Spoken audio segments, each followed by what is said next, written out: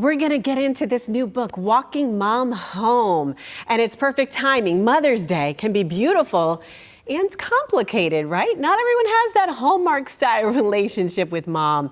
And we see that relationship featured everywhere, but things can be complicated. Delving into these complex relationship issues, author Nichole Joy is here to share her new book, Walking Mom Home. We have it here. Nichole, so great to see you. Thank you. It's good to see you, Roxanne. Yeah. Happy early Mother's Day. I know you're a mother of 3, yes. And it's so funny we're talking about this. I had this situation with my daughters the other day.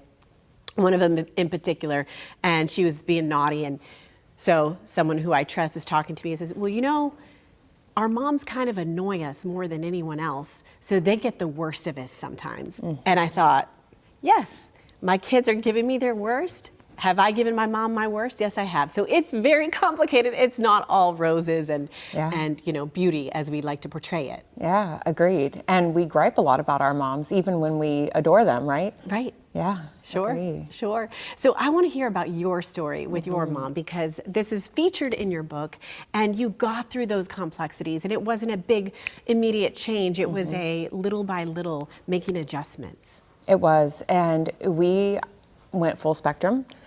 You know, we started obviously mother-daughter, things got complicated. We ended up no contact for a while. So we were camp no contact for several years. And that's so tough. It's really tough. And eventually things started to shift a little bit at a time. And it started with an openness and open to something different, open to forgiveness and for things to change. And then of course, becoming a mom was one of the big things that helped me let her back in. And so we really rebuilt our relationship over my adult years. That's nice. That's so good to hear that you had that resolution, and your mom's no longer with us. She passed 2 years ago. So she passed, thank you. Yes. It was April 4th, 2024. And it really was only in the last couple of years that we reached a place finally to go from no contact to, I don't know, I was like 40 years old at that point, where we talked regularly on the phone, and she came to visit all the time, watched the kids, and we reached a place where I could call and just want to talk. And I never thought we would be able to get to that place, but we did. And I'm so grateful because those last couple of years were amazing. Right. And being with her in her final moments was just...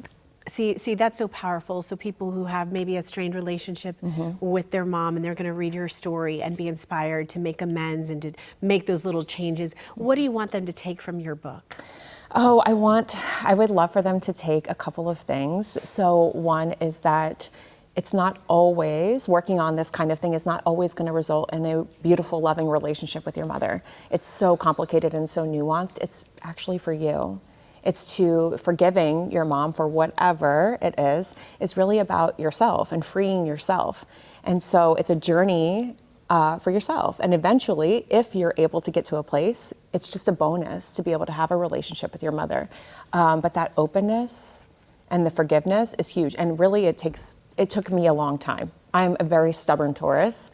It took me a really long time to let that armor down. Right. But then eventually I saw that softening just creates for such a beautiful experience. That could bring so much beauty into your life and your relationship. You know, I mean, it is so true. We sometimes give our moms our worst, and they still love us unconditionally. And even with dads, I feel like we're a little bit more, you know, on for dads or something. I don't know why it seems that way. But I want to talk about something special you're doing for moms. And this is moms. You're opening your arms to moms who don't have that perfect relationship. Maybe they're not even a mom. And I went through those struggles of trying to get pregnant, and that's difficult too. This time of year is honestly difficult if you're going through those struggles. It is, and nobody really talks about that. We see so much about Mother's Day brunching and bottomless mimosas and flowers, and all those things are great, but we don't really talk about how difficult it can be for a lot of women if they're trying to get pregnant, if they don't have a children and they're longing to be a mother, or if they have some sort of complicated relationship with their mother, and most of the cards in Hallmark don't really match what they're feeling. So the whole point of the event is to gather and honor that, and to let them know they're not alone in it, and that it's pretty normal, pretty common. It's just something people don't really talk about. Yeah, that's true. That's true. And like I said, you know, off air, some of my friends who don't have kids, the most selfless people, because they're picking up the pieces for all of us frazzled with our kids' activities and beautiful things. So celebrate all moms, and we come in all shapes and sizes. Here's the information, Mother's Day for the rest of us. And you can follow Nichole on Instagram. You can register for the virtual event. Sounds like so much fun. Love what you're doing, Nichole. Thanks for being here. Thanks, Roxanne.